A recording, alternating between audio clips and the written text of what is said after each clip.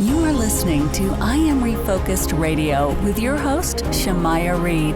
This show is designed to inspire you to live your purpose and regain your focus. And now, here's your host, Shamaya Reed. Welcome to I Am Refocused Radio. We are here once again. Today we have another amazing show. Man, today we're going to talk to an amazing entrepreneur. He's not just that, though. He does a lot of things, man. Realtor, podcast host. He's a social media expert. His name is John Mendez. He has an amazing podcast, Walk to Wealth. And man, first and foremost, just want to say welcome you to the show, John. How you doing, man? Yeah, I'm doing pretty well today. I'm excited for our conversation. I've been looking forward to this, and I'm excited to see where our conversation takes us today. Man, I love your podcast. I listen to a few shows, and I like how it's helping those who are really serious about that entrepreneurship, lifestyle, and that making that jump and taking it by literally the information that you provide on your show through the guests and yourself. So kind of tell us a little bit about, your business and what inspires you to take the path you're taking. Yeah, so for a little bit of context, so I grew up in the projects. It was 9 of us in a 2-bedroom. My mother, she suffered from mental health issues. My dad, he was absent for majority of my life. So my grandparents from my mom's side of the family, the Dominican side, that's where I get all my flavor from, right? They raised me. They don't know any English. So money was always tight growing up. And fast forward a little bit, we grew up, we had Section 8 too, like definitely not the best upbringing, but nevertheless, it made me who I am. And this is now fall 2020. So the pandemic already kind of took over the world. I read Rich Dad, Poor Dad. And that book shifted my paradigm. And it made me realize that there's another way of viewing the world out there that wasn't being taught in school. And I was in college at the time, but it was from home because everything with the pandemic. As I said, I learned from that book that there was something out there that wasn't being taught in schools, wasn't being taught at home, wasn't being taught in my environment. So that winter break between fall and spring, I decided to say, hey, let me just jump down this rabbit hole, started reading books, listening to podcasts myself, YouTube videos, you name it. I was listening and consuming information. So when I came back that spring semester, of course, classes were still online. This is now spring 2021. And I was like, well, I can't unsee all the knowledge that I learned. So with the whole world being uncertain, the only thing I was certain of was myself. So I decided to bet on me and decided to leave college and been kind of chasing this entrepreneurial dream ever since. Man, that's bold. So you left college to chase your dream. I mean, that that takes boldness, man. Did you have any mentors that, kind of warmed this up a little bit, or did you say, no, cold turkey, I'm out of here, let's go? Yeah, so the idea to drop out was super easy. I went to college for 2 things: learn how to live on my own and to network. And so with classes being online, everyone would just wake up for their 8 a.m.s and their 9 a.m.s, turn on Zoom, and then go back to sleep because you couldn't force anyone to have their cameras on. So it's not like I was networking and I'm taking classes from my bed. So it's like, not like I was learning how to live on my own. So my 2 reasons for going to school were wiped out. So that made the decision dropping out super easy. Of course, my grandparents, they're the traditional immigrants. So it's like their pinnacle of American success is graduating from college. But to be fair, I wasn't going to college for them anyways. I was going to college for me. They lived their life. God bless them with a life already. And now it's time for me to live mine. So I was never looking to live my life for anybody's satisfaction or approval or anything like that. So that made it easy. But around that time when I did drop out, though, a little bit more context. I tried to get into wholesaling, which is in real estate terms, pretty much you see someone else, let's say you want to sell your house, right? You want to sell it for 100,000. I get it under contract. I find an end buyer that wants to buy it for 110. I keep the $10,000 difference. End buyer gets the property. You sell your house. No, that's pretty much it. No credit needed. No real estate license needed. And I spoke to a couple of attorneys, and they pretty much most of them told me like, yeah. They didn't know what they were talking about. Then there was one guy who sounded like he knew what he was talking about. And he pretty much told me, you can't do that. It's illegal to transact in real estate without a real estate license. He was extremely by the book. You can wholesale real estate, at least in Connecticut. You just have to make sure you stay off market. At the time, he was a professional though, so I was discouraged for a little while. This is leading up to me dropping out. Then this one guy who was kind of like my mentor for a little while, one of my boys was going to hop on a call with him, and then they invited me to the call as well. And at the end of the call, he was like, you need to find a mentor. And so right after the call, I just emailed him like, hey, can you be my mentor? And so pretty much he was like, yeah. And that's where I got the idea to sign up for my real estate class and drop out. So around that same time when I found him, he kind of re-sparked because he was in commercial real estate. He re-sparked that real estate flame in me. And that's what made me sign up for my course and never go back to my college courses. Man, forget a TED Talk. You just got one right here by John himself, man. Yeah. That's dope. Man, that is so cool. I mean, man, all right, so we got to rewind that tape just a little bit more. I mean, were you studying a lot of real estate? What made you say, you know what, this is like a very great potential for me to get involved with? So around that time period, Rich Dad Poor Dad was the first book. And all the podcasts, all the YouTube videos, they all kind of seem to point back to real estate some way, shape, or form. And with the wholesaling class, it was like no credit needed. I bought a $500 course. I got my LLC created. I got my logo created. I got my domain name. I bought that, and I was ready to get it popping. And for me, once I heard the attorney, as I said at the time, he was the professional, so I didn't know that we could wholesale. When he told me that I couldn't, I was like, dang, there goes my real estate idea that I had going. And then once I talked to that guy, the mentor, and he was talking about getting a real estate license, I was like, okay. So I wanted to get into public speaking. It was like a thought in the back of my head. So I was like, okay, I've tried to get into investing. That didn't work out.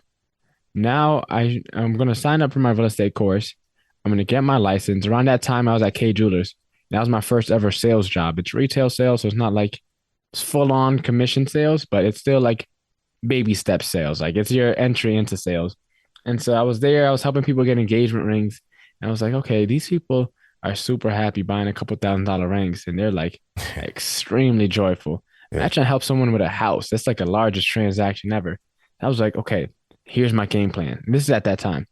I'm going to get into real estate, get my license, start selling houses, become rookie of the year, top selling agent, use the money to start getting into investments, and then use the credibility as a top agent to start getting my way at, opening opportunities to start public speaking. Because if I thought I needed to be credible in some field, in some regard, for people to even want to even consider listening to me speak.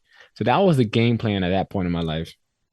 Man, and you doing it. See, that's why I like people like you on this show, because you are doing it. I mean, I read your bio and, you kind of disguising a little bit some of your successes, man. But I mean, that mindset that you have, I mean, obviously, like I said, you're living your lifestyle. You're doing this. You're not just thinking about it. You're not dreaming about it. You're being about it. And even though you had some bumps in the roads along the way, you're still here and you're doing your thing. I feel like your podcast is great.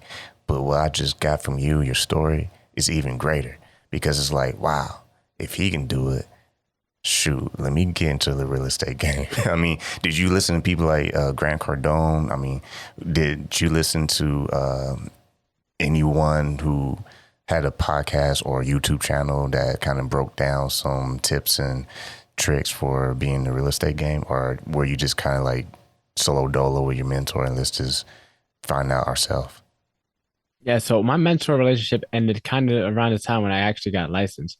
So he helped me get into real estate. But from there, as I said, he was in commercial, I was in residential. So there wasn't too much resonance beyond that. And so we kind of lost touch.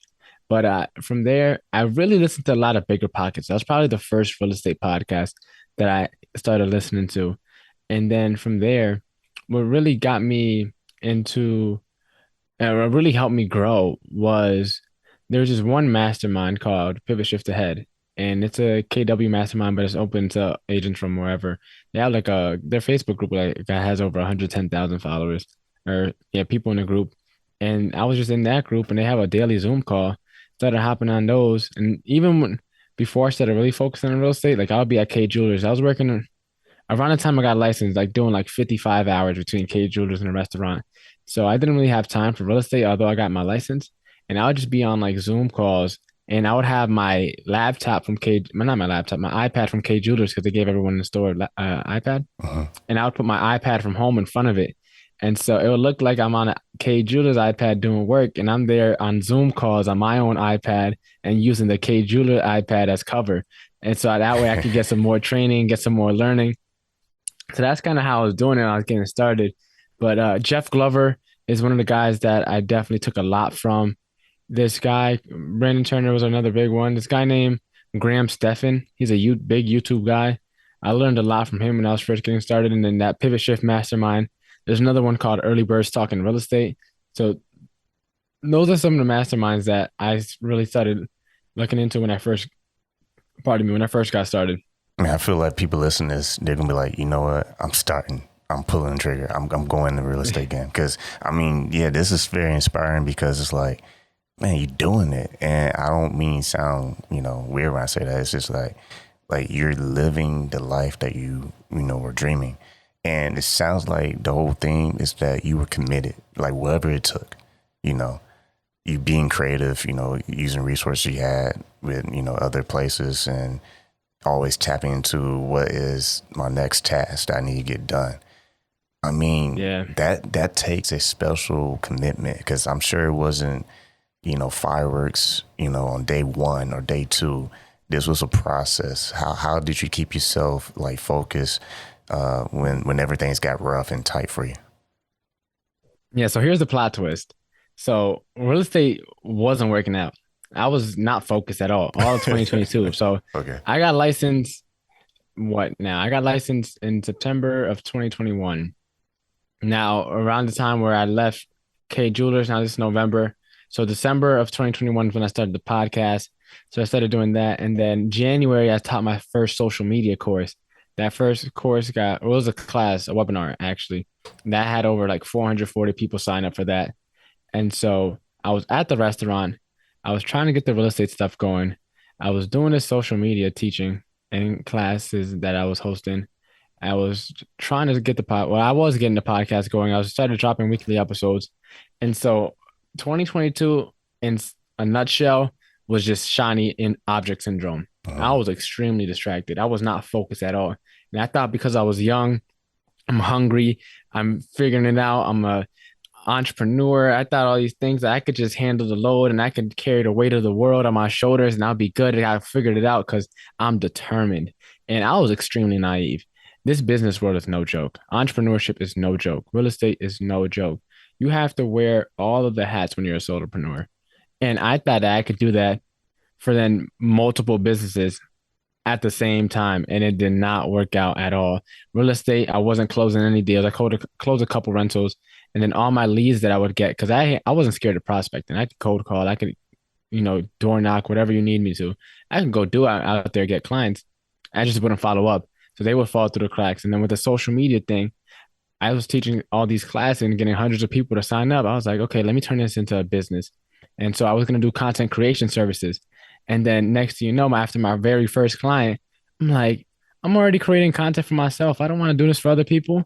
So then, Right. boom, had to scrap that idea. And then with the podcast for a certain point in time, like month after month after month, for like almost 3, 4 months straight, my podcast numbers are going down, despite me posting almost 1 to 3 reels a day and posting a episode a week consistently. So it was like a certain point in time, it wasn't until someone really told me, like, John, you expecting full-time results from part-time effort. And my bandwidth was spread so thin across all these different things. And it took a lot of ego in check, but I had to realize, like, I can do it all, just not at the same time. And that was a really big ego hit for me because, as I said, I thought I was a young, hungry entrepreneur, so I could figure it all out. And that is not how it played out. And the entrepreneurship world humbled me real quick. Man, you just dropped some gems right there. We're talking to John Mendez, and man, you just dropped something epic right there. I can't do it all at the same time. Man, because I want to really like point that out because I think that's a big issue in today's world. We want to do everything. We want to be famous. We want to be this. We want to be popular. We want to have followers. We want to have, obviously, money to, live a lifestyle or whatever. But I think you hit something that's very important. You can't do all these things all at once. You gotta, have priorities and have a, sense of, balance with your time management, right? So for you, how did you distinguish where to put your most important to-do list, and organize it so that way you can position yourself for the next opportunity? Yeah, so this re I guess period of self-discovery all over again happened because I went through it the first time when I Rich Dad Poor Dad and I broke into entrepreneurship. But then I had to kind of re-go through that process again. So around the September of last year, I read this book called The Purpose Factor. And then from there, I was like, it dropped a lot of unconventional nuggets. Like one of the big things I love from that book is the dictionary definition of the word passion is a barely controllable emotion. So a lot of times people tell you pursue your passion, you replace it with his dictionary definition, pursue your barely controllable emotion. Not the best advice. So that book hit me. I was like, dang, I got to start rethinking all this. That's when I had the idea for the social media thing and to turn the webinars into some type of content creation service. I was like, okay, let me just turn the social media thing into a business. Maybe it's not real estate.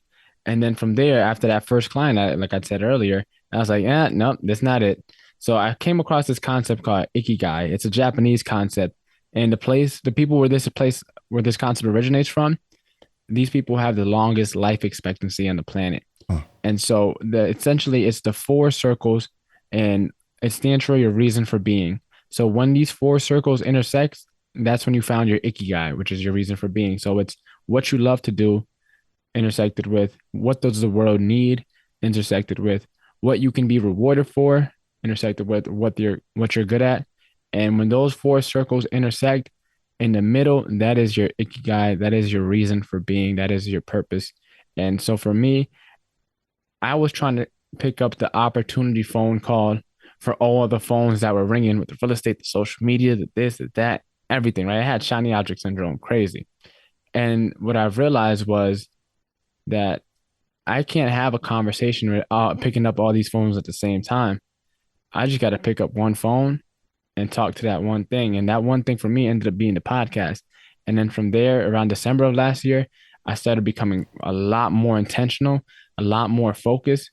And from there, the podcast started jumping off a little bit and started opening up doors for opportunities that were way bigger than I ever expected. Man, see that right there, man, you're a great storyteller. Because if I would have skipped all those scenes, it just went right into your podcast. So I'm glad you took the time to kind of lead all those, paths into what you're doing right now. Because I mean, it takes a lot of work. Let's just be real. This is not something that you just, oh, that'd be nice, and then like life just gives you, ice cream and rainbows and shade when it's hot outside. No, it gets real. And but for you, I know we kind of touched on it, but I want to touch on it, again. When storms came, when doubts started to creep in, how did you manage yourself to say, all right, I just got to pull through this, and these hard times won't last forever?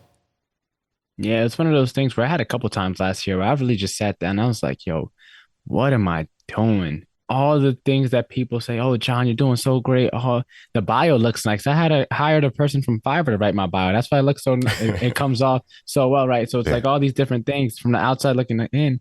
It's like John got it figured out. John got it booming. John's doing so amazing. But in reality, everything was crumbling right before me. And it's like, yo, what am I doing with myself? And it's those moments where you got to really sit there and it's like, man, how am I getting in my own way?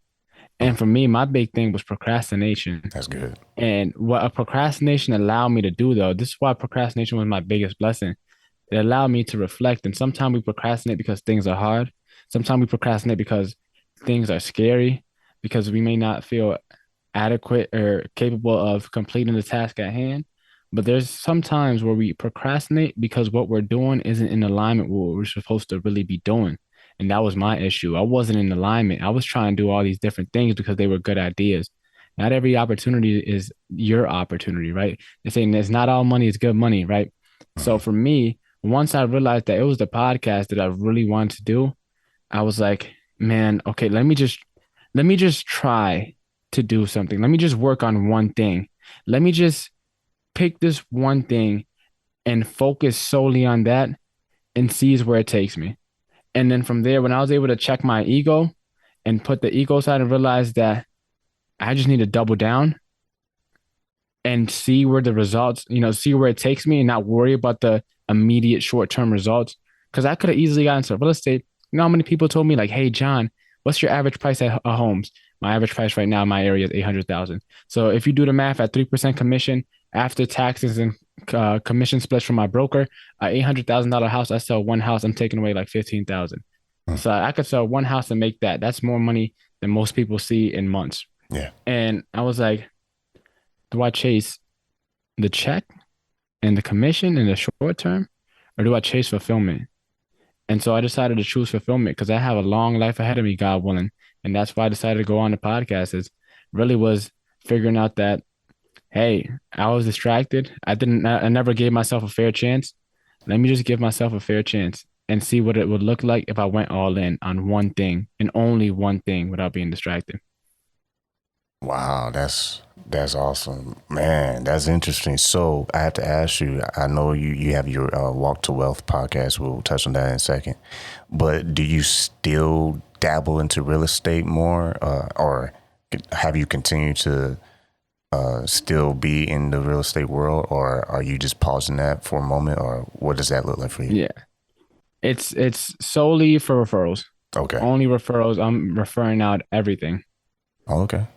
Oh, that's cool. Well, let's get into Walk to Wealth because, like I said, I listened to a few episodes and I love how your guests just really go right to the storyline, the blueprint, because I feel like that's what people enjoy the most. They enjoy that educational piece on shows. Kind of describe the audience your core mission for your show and the types of guests you have on. Yeah, so my core mission for the show is to enlighten and empower young adults to build wealthy, abundant lives. It's to fill the gap that I had in me that I had to go through hundreds of hours of YouTube videos and podcast episodes and books and things like that. That's what I'm providing for my listeners. Pretty much what I was missing in my life, what I wish someone would have taught me. And the reason why my show is so different is because let's think of a boat analogy, right? Right now, where I'm at in my journey, I'm still at the dock. I'm still loading up my ship. I haven't set sail yet, but I'm documenting the journey still in real time as I'm about to set sail. A lot of people set sail, go ghost under the radar, set sail, and now they're all the way out at sea, and they're like, "Hey, I made it. Come on board. Come where I'm at." Yeah. And it's not saying that's a bad thing, but I'd rather not wait until I'm quote unquote successful to start giving back, to start helping out. I want to do it in real time to show people that, hey, I'm still where you guys are at. I'm still trying to figure this stuff out on my own myself. Like I'm still trying to pave a way for myself and break out of this rat race, this traditional route. And so my main four pillars really are real estate, entrepreneurship, mindset, and personal finance. Mindset, because no matter what book you read, they always tell you the same thing. Mindset's where it starts. Personal finance, because if you're not a good steward of your own money, good luck dealing big amounts of money. Entrepreneurship, because entrepreneurship and business ownership has created the most billionaires. It also allows you to live a life on your own terms. And then real estate, you read any wealth building book, they all tell you got to be in real estate, investing in real estate some way, shape, or form. So those are my four pillars. I'm a co-sign the coolness of your podcast, Walk to Wealth, because I listened one episode. I'm like, man, I can listen to another one. And then I listen to another episode. I'm like, you know what? Dang, I can listen to another one. Because great podcasts, shows and hosts like yourself, you just know how to capture the listener, and that's very important when you're recreating any kind of experience with a brand or a platform. You're capturing the person that's listening to you or being exposed to your platform. That value that cannot be substituted with anything else, because people can tell if it's just gonna be another typical show. Just to be real. Yeah. But when you have that secret sauce that you and others have, it's that realness. You being yourself, you being real, and you're adding those educational moments for us to really take action on. It's the storytelling piece, man. You could tell a good story. You can move mountains. Yeah. Yeah, exactly. Man, once again, we're talking to John Mendez. You can go to his website. It's super easy. It's walktowealth.com. Check out his podcast. And man, you you got big things coming, man. I'm gonna be listening to your shows because I want to join the journey too of just getting myself, educated on all the talking points that you have on your show. For our listeners, what's a good call to action that they can do to continue to support you in your journey? Yeah, so if the podcast is not enough information for you and you want to take it a little bit further, I got a free training. It's the 4 businesses you got to start before you start your dream business. A lot of time we get into entrepreneurship, we got this burning idea inside of us, and then we try it and then it goes south. And it's not because our idea sucks. A lot of times it's just because we're not taught this business world stuff, this entrepreneur stuff, how to really maneuver the game outside of the 9 to 5. So it's copywriting, PR, paid media, and arbitrage. Those are the 4 businesses. And we go in depth in the free training. It's bit.ly/walk to wealth gift. It's my gift to all you guys if you want to get a little bit further, or connect with me on all the social media channels. That's on my website. Man, I hope everyone listen to this, share this with a friend, and go support what this guy's doing. John Mendez, check out his podcast, Walk to Wealth. And man, please leave 5 stars on his podcast. That helps it rank. That helps it get more exposure and helps him get even more guests on his show. So man, I want to say thank you to, you, John Mendez, for taking time and talking to us today, man. Man, it was a pleasure being here. You're a great host, and I appreciate the podcast and the work you put into it from one podcast to another, man.